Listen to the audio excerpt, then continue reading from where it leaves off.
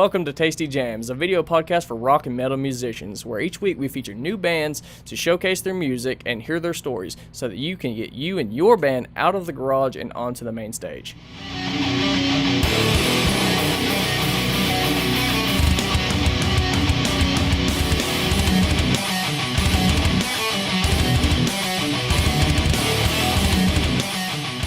So what's up? Not a whole lot. Welcome to Tasty Jamz, episode 3. Thank I'm you with for Bound having by us. the Crown.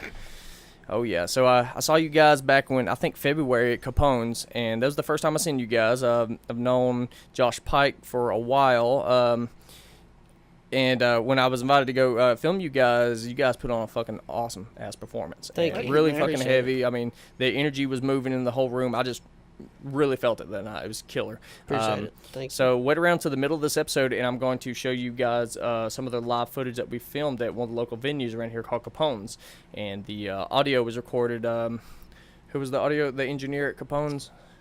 Alan Prince. Alan Prince. Yeah, Alan Prince. He records live feed audio into there, and to the bands in the area, he will actually give you the raw tracks if you bring him a flash drive. And it was really awesome to be able to sync up that audio with the video at the live shot. So it was killer. So yeah, I'm gonna let you guys introduce yourselves. Bound by the Crown, you are the screaming vocalist. Yes, sir. I am the head vocalist. I do main vocals for Bound by the Crown. My name is Josh Judkins, and I am from right here in East Tennessee. Awesome. I'm Josh Pike. I do backup and I'm rhythm lead guitar player. We Bound by the Crown. Hell yeah. So what's it like, man? What do you classify this genre? I know I hate having to really classify genres, but you know, for the people that's listening, they are gonna want to know. Are you I would consider definitely deathcore, say death metal? What would you consider? Religious deathcore. Religious deathcore? For sure. Okay. Nice. Definitely. Religious melodic deathcore, because we're all about Jesus and promoting good feelings around the world. That's awesome. Good. That's great. What And do you I say? love What do that you say to guy. that? What do you say to that, Dr. Satan? He don't like us. He does. He's yeah. actually our biggest fan. Oh, is he? Yeah, actually. Yeah. Why you got those sunglasses on here? You're on a show. He wears his sunglasses at night, man. He's cool like that. If you're the devil, you're definitely going to wear sunglasses at night. I have to agree. I have to need 'em. agree with him. I need them too. I don't believe it. Absolutely. Nice. So, what can we really expect for the audience who hasn't seen you? What can we really expect to happen at a death metal show today? 'Cause it's Just a little bit having- different from like the 80s Pantera Yeah, concerts and stuff. What's it true. really like today? It's just to have fun. It's like all week you go to work and your parents, you're on you all week, and you want to go to a metal show, especially, and just let loose and have fun. And when you come to one of our shows, that's what I want you to have. Just let loose and have fun and run away from reality just for at least a little bit. Yeah, the whole perception of the metal show or whatever, everybody's like, oh, we want to be hatred and all that. Man, we're all about fun, dude. Mm. You've hung out with us. Oh yeah. You enjoy it. Oh yeah, it's all about fun. We're probably the more on the wilder side of what these metal bands around here yeah, I are. don't know. I think it's like legend, an ongoing tradition. You know, the whole ever since the sex, drugs, and rock and roll thing kind of really started. Yeah, it's always been an ongoing tradition. I know, obviously, like Dimebag Darrell held that tradition very well. Yeah. Pantera didn't play around, and then you Definitely. hear stories about Kiss and Motley Crue, and I think it's really evolved since then. Got a little out of control.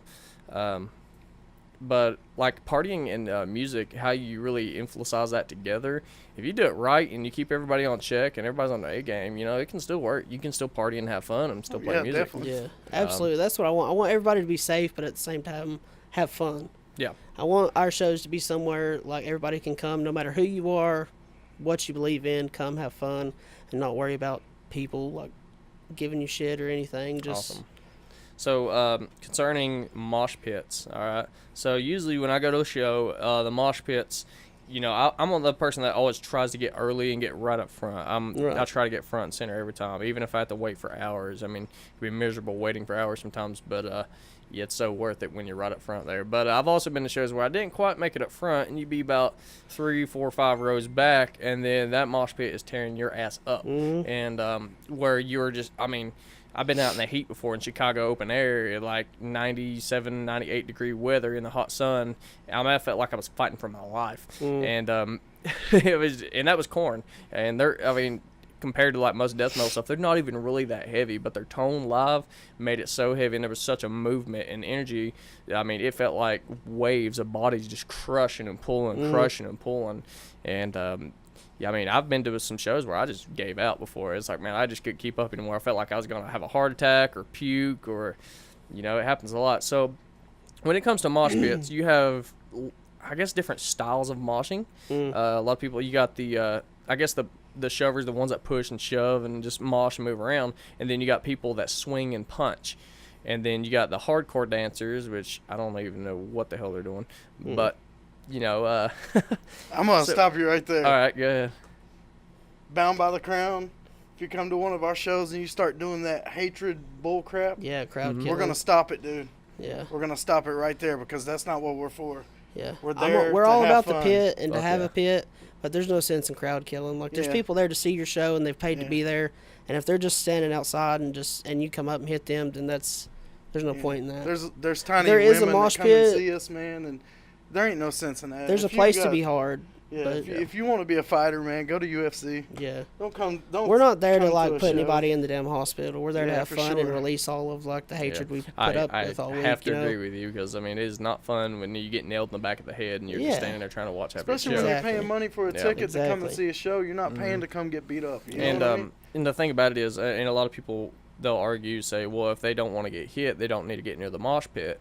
Well, that's not always possible. Sometimes that pit opens up right next to you, and you don't even know it's coming. And definitely. Next thing you know, you're getting tackled by some 400-pound Like I said, if you're trying to fight, monster. go to UFC. Yeah. Don't come to a metal show. And it can be. I just had a friend a little while back that she hurt her ankle pretty bad at a show. I'm not gonna mention what venue or whatever, but that mosh pit opened up, and I took off running for the pit. I'm like, hell yeah, let's do this. And well, I guess the whole body of waves moved back, and she just kind of fell backwards and hurt her ankle. So, I mean, nobody really. I don't ever want to see somebody get hurt in a metal show. You know, nobody wants to pay $15 to go see a show and then get hurt and then get $300 or $400 hospital bills for that. Like, you just went there for just a show. Nobody wants that. Yeah, man. I can't stand. It's one thing, like our music, death metal especially, it seems to promote a lot of violence a lot of times. Yeah, absolutely.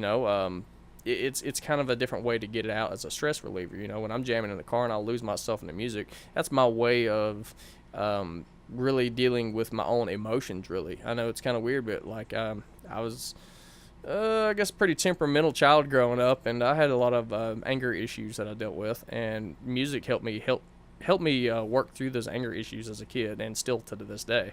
I mean, absolutely. It just helps me get my mind let loose. And but a lot of people that associate that music really think that I guess the scenes are violent, and they're really not. I would say a metal show and mosh pit should be just as safe as playing sports of pretty much any kind. Definitely.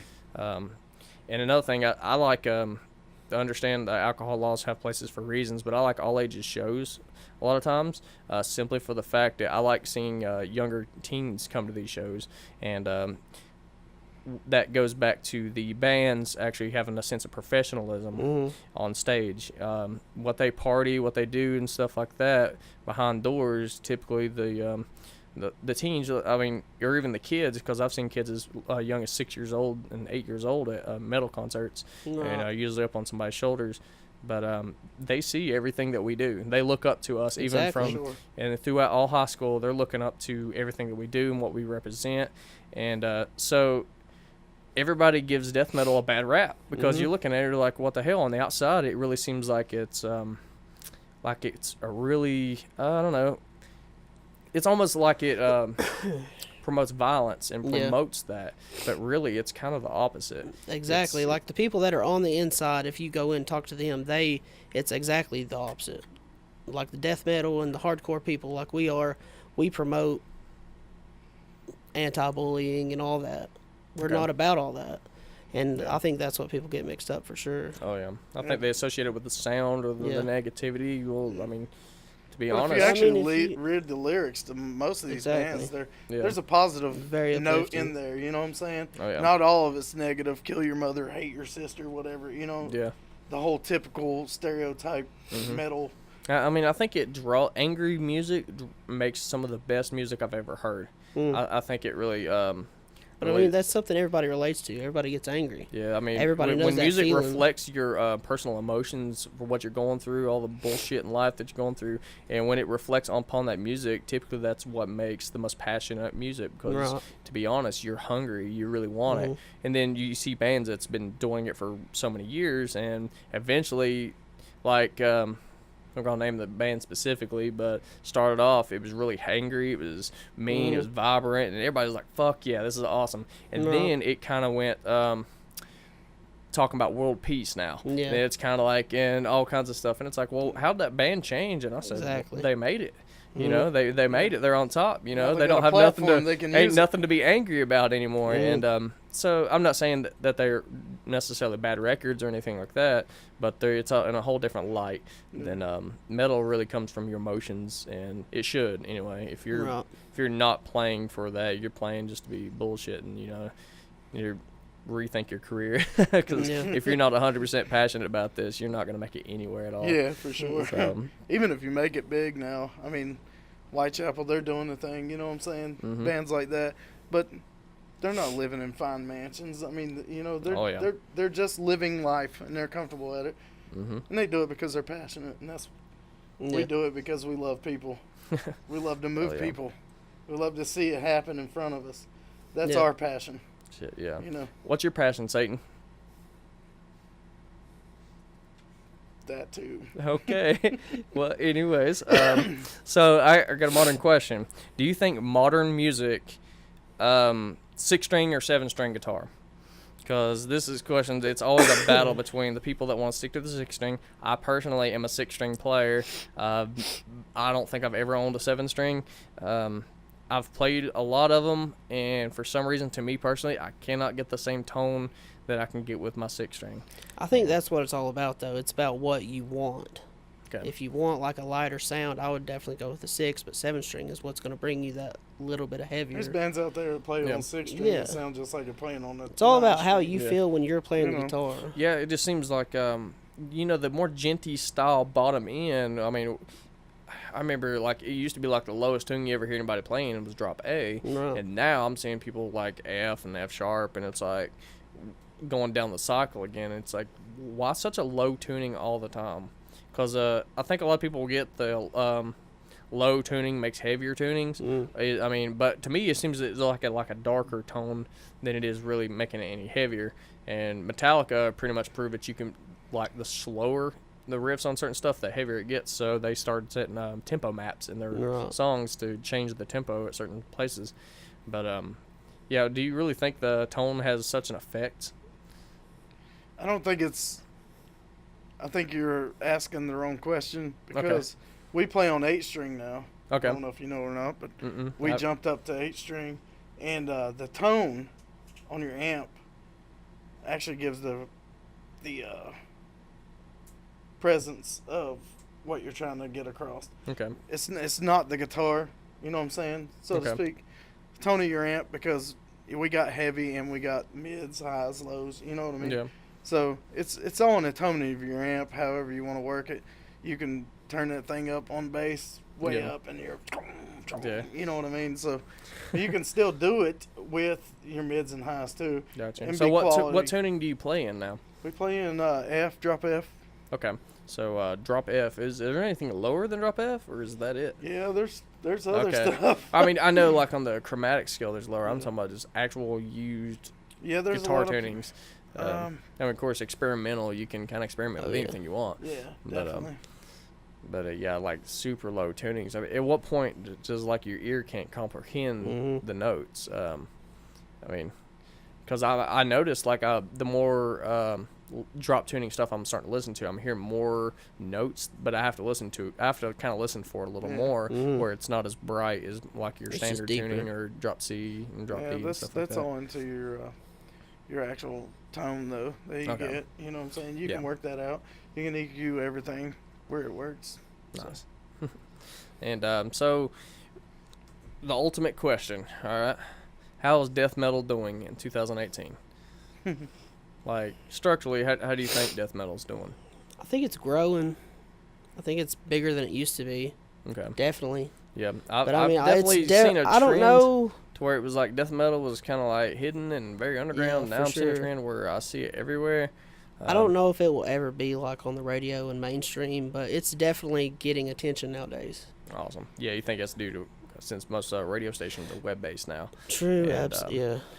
Less stuff, analog broadcasts, stuff like Sirius XM. Yeah, but Sirius is trying to incorporate it into mainstream nowadays. Yeah, like I'd love to see it, but I don't even have a stereo in my car. I mean, I just as far as like Spotify account, and that's it. You know, exactly. I hardly ever listen to the radio anymore. As far as like the bigger name bands, their scene is huge. Okay, you know like what I'm saying? a lot bigger name bands like a lot Cannibal bigger Corpse. And Cannibal Corpse, you know, like I said, I mentioned Whitechapel, Carnifex, people like those people. You know, they're up there. So nice, man. I seen Carnifex back in I think it was 2009, where during the Disease and Poison, and that was a rough pit.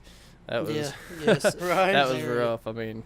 And yeah, they did not give a fuck in there. I don't know. To me, it was so intimidating, though. That's kind of what drew me to it. Yeah. But yeah, it's kind of like a roller coaster. That kind of gets back on the mosh pit section and stuff. But yeah, modern death metal.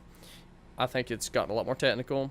And the biggest thing I've always never liked about death metal is the quality of a lot of the records. Yeah, I think, though, if you take your death metal and really step up the quality on your recording process and get those tones and get those notes, because guitarists listen to death metal, you know, and we're listening for those notes and we're listening for those, we want to figure that out, you know, we're trying to figure out how they played it. We're trying to, you know, really get down and we listen to music, you know, and that kick drum driving through. And when you have a quality record, it makes so much of a difference for me when it comes to listening to it. Oh, yeah. Because, I mean, I've heard some demos, and it just sounds like a bunch of rocks beating around in a trash can. And it's like, what the hell is this? I mean, you're playing the most technical form of extreme music there is, other than like a 100-piece orchestra or something like that.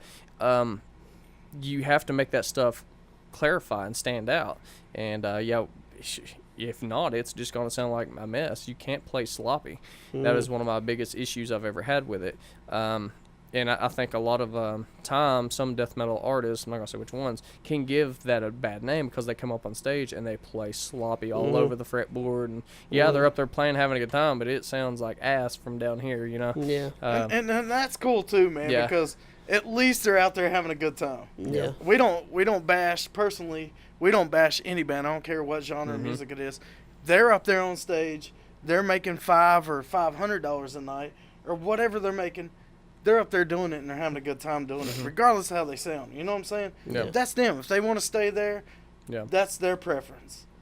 You know, you push yourself, you make yourself better. That's a good way to look at it. You know, like I said, you push yourself, you make yourself better to do whatever you're wanting to do with your future in the music. But there's no reason to look down and say, hey, that band sucks. No, man, that band's up there having a good time. Do you not see it? Yeah. You know what I mean? So that's a really good, interesting way to look at it, because, I mean, I always like looking at stuff from different perspectives, too. I mean, it kind of opens you up to different ways of thinking. Yeah. And so, when I see that, I think from a musician standpoint, I'm like, man, this guitarist is not doing the job, or man, that drummer needs to tighten up, or something like that. But really just kind of just feeling it and just letting loose and have fun with them people, because just because they're playing on stage does not mean that they're not wanting to have fun with you. They are partying with you. I mean, it's a party. Yeah, I mean, it's, you should never have any kind of, I mean, hell, if you're in the crowd, they're on stage and you're not. I mean, if you can do better, get right up on stage and join them. I think that'd be a good way to really look at it. Because of that. Don't bash them, man. They're doing what they enjoy, man. I mean, it's like the whole thing with artists, you know what I'm saying? Somebody could draw better than the next person, but hey, they did it. They're enjoying it. Oh, yeah. Why would you bash them for it? They did it. Awesome. You know awesome what I mean? Views on that. So, I'm going to let you guys see some footage of Bound by the Crown at Capone's and check it out. And leave your comments in the section below and let us know what you think.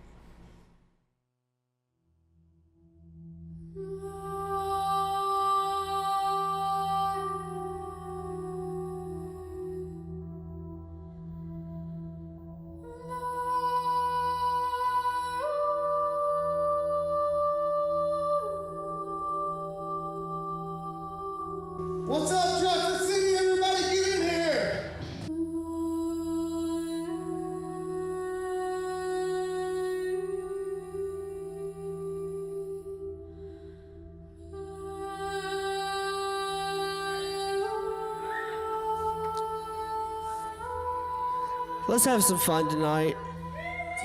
I know there ain't a lot of people here, but let's fucking move this room.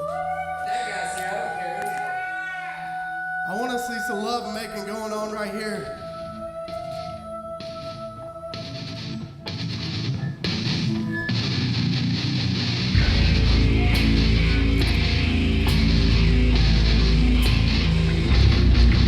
So act like you want to be here.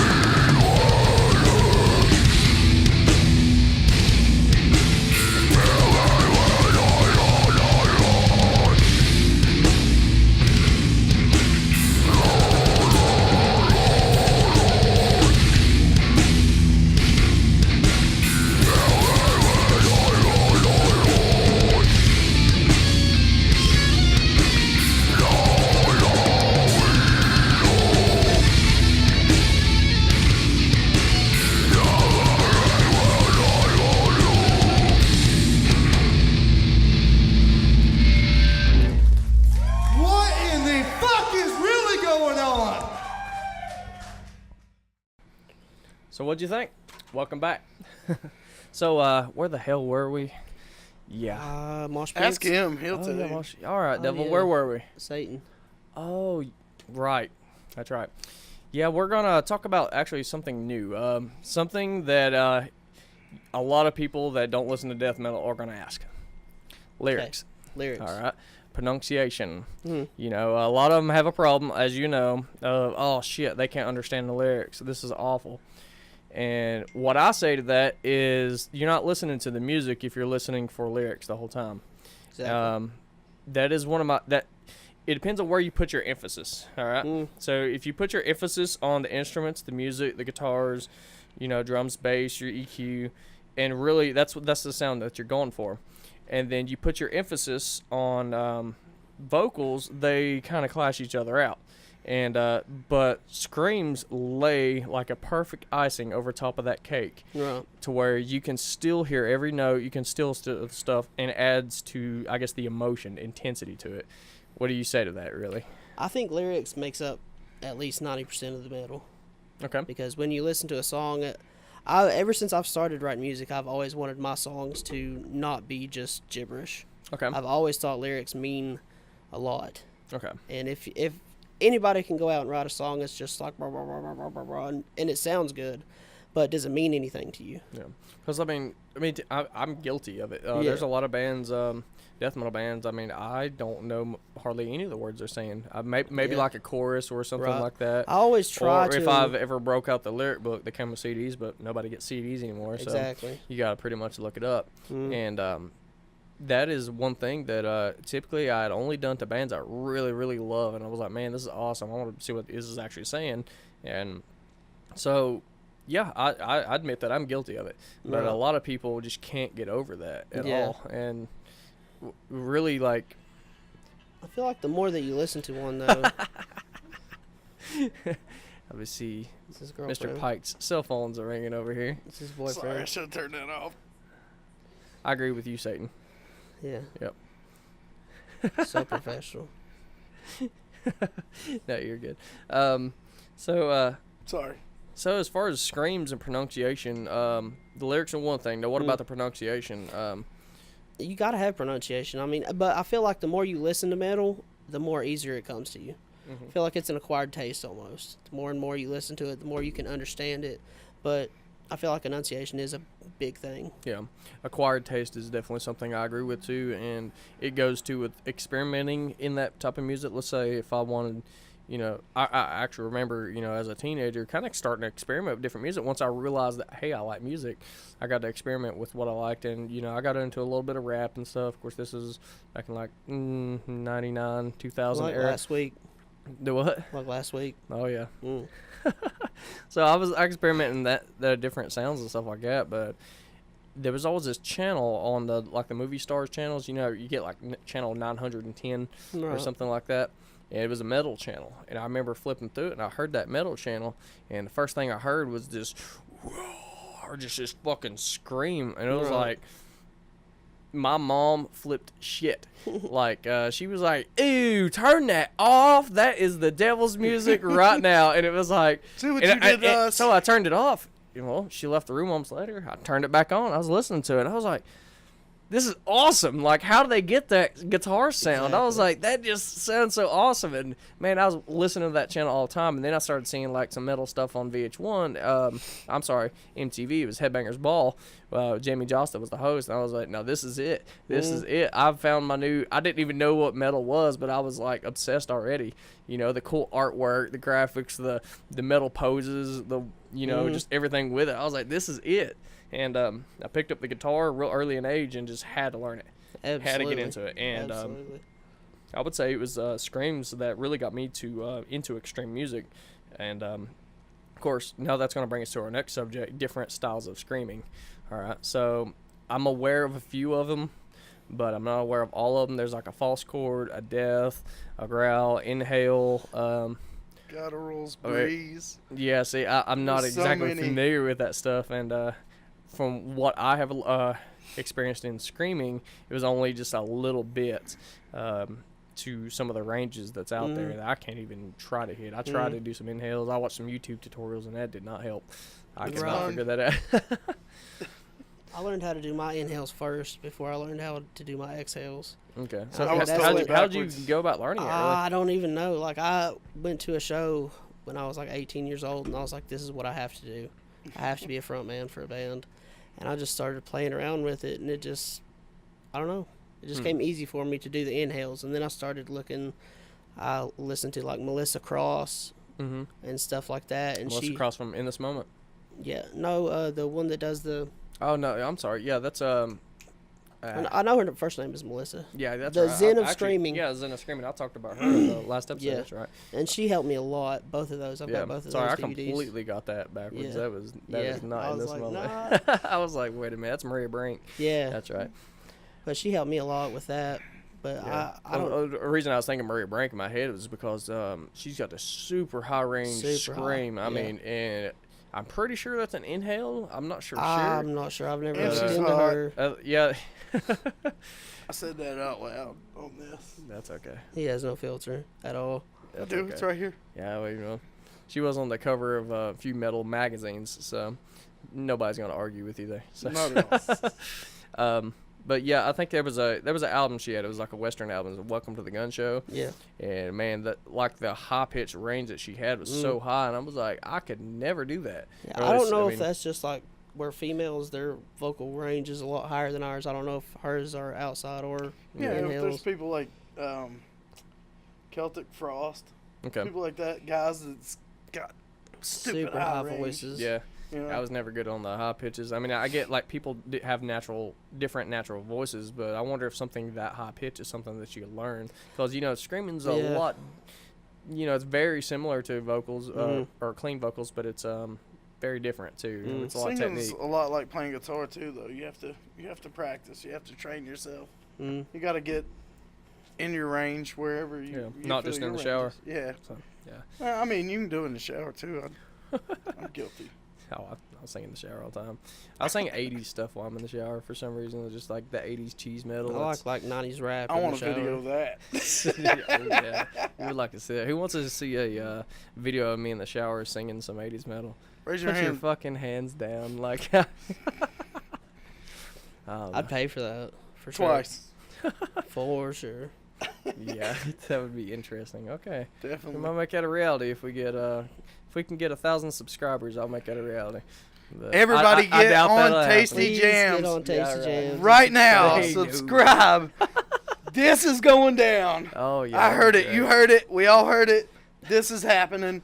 He's In going his to do it with a personal mop shower. on his head. It's going to be Yeah. amazing. Do it with a mop in my head. Now I never Yes. agreed to this 80 thing. hair? Come on, man. You got to yeah, do I it. have okay. hair. Yeah. I guess so. Yeah. Come on, Gotta you're have doing I it. don't have any 80s haircut at all. But you for will. sure. Yeah. We got a mop.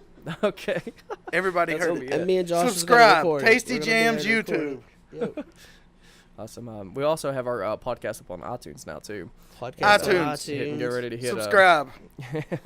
We are Yeah. going to be filming him. Me and in the Josh shower. both. And Nice. gonna be there pretty too. soon we're going. I believe we're going to be having it on Spotify as well. So if anybody's using Spotify and wants to use it, let me know in the comments below how bad you want it on Spotify, because I want to see. I want it back. You heard on it first, Spotify. I right wanna here. see We're it. videoing that. Okay. Subscribe on everything. I don't care if we're not even on Even it. if Just it's, do it. Yeah, exactly. Okay.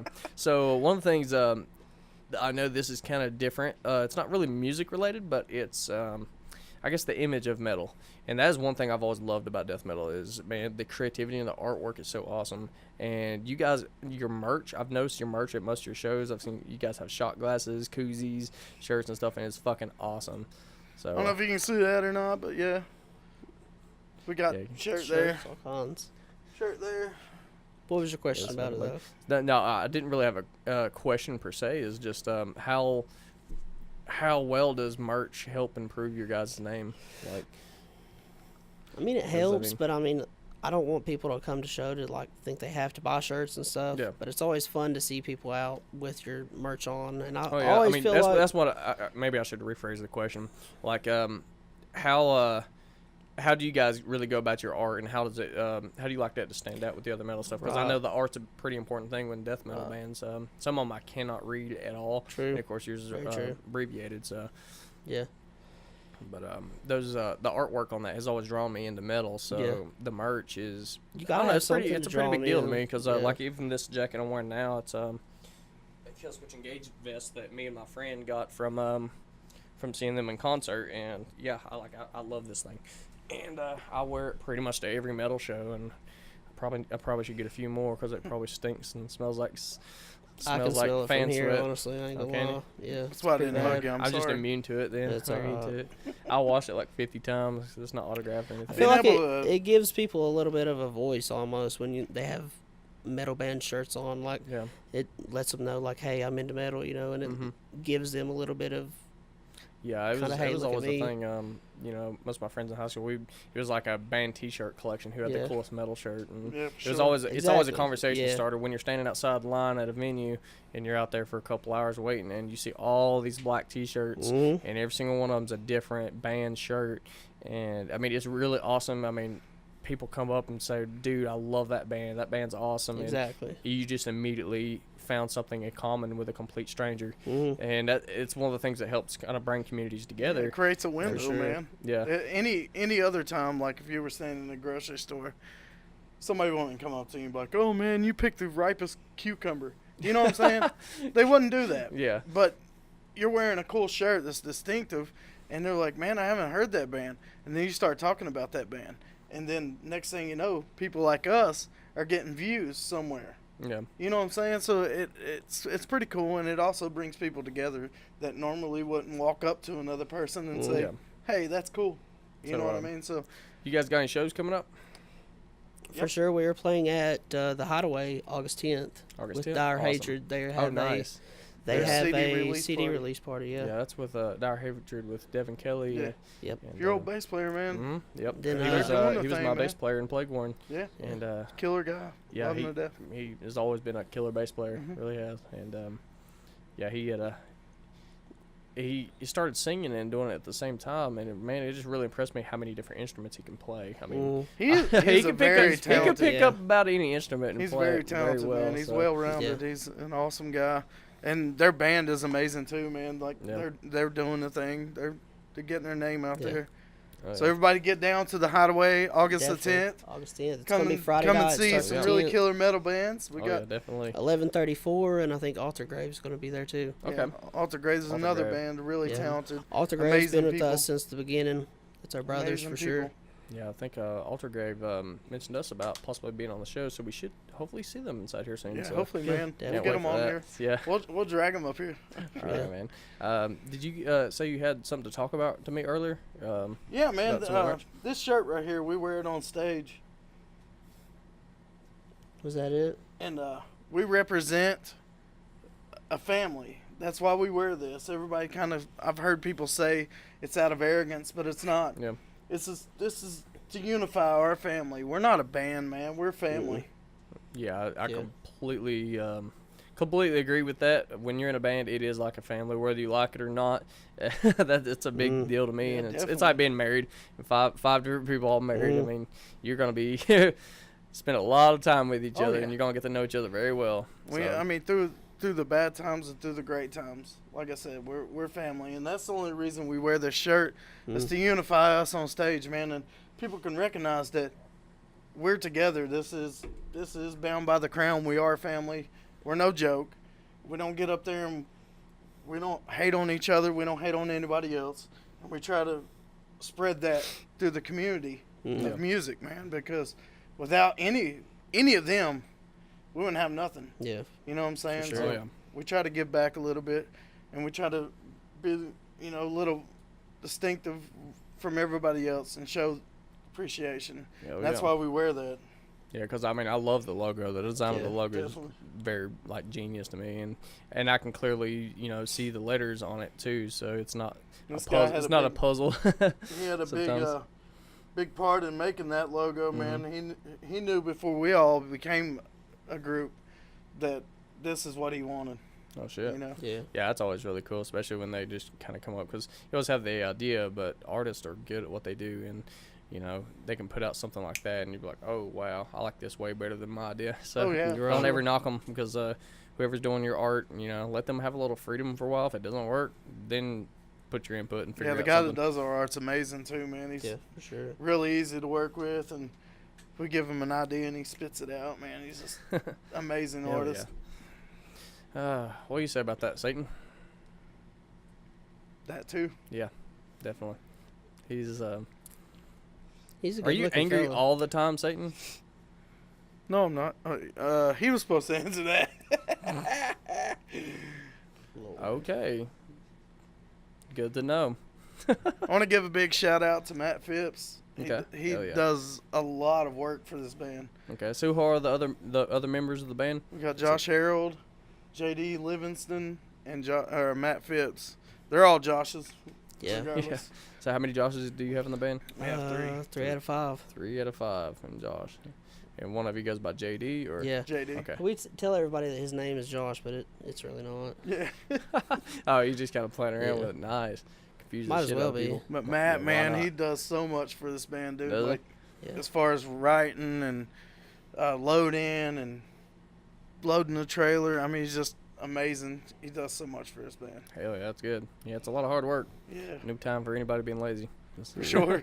Yeah, because we're all not lazy, but Matt he's that guy that he does so much work. can't never give him the appreciation that he deserves. But for sure. Yeah. So I got one more video to show you guys, and so from the same concert that you just seen. It's another live performance by Bound by the Crown, and check it out and leave in the comments below what you think.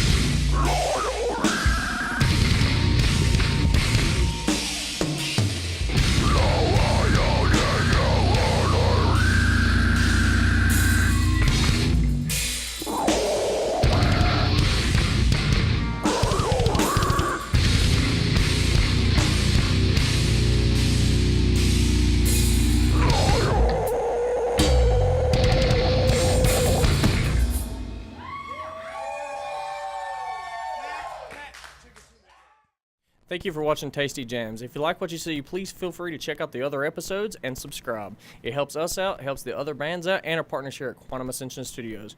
And remember, keep on jamming.